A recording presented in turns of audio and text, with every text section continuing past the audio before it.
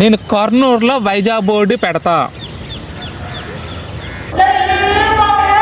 నేను కడపలో వైజాగ్ బోర్డు పెడతా.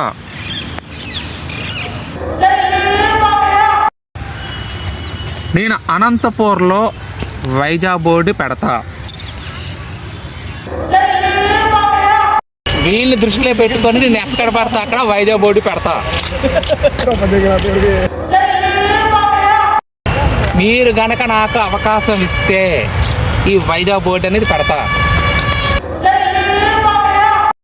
నాకు కానీ బాలయ్య గారు కానీ అనుకూలంగా ఉంటేనే ఈ వైజాగ్ బోర్డు అనేది పెడతానండి. ఈయన గురించి నెక్స్ట్ వీడియోలో మాట్లాడబోతున్నాను. మీ Vizag Murali. Thank you sir.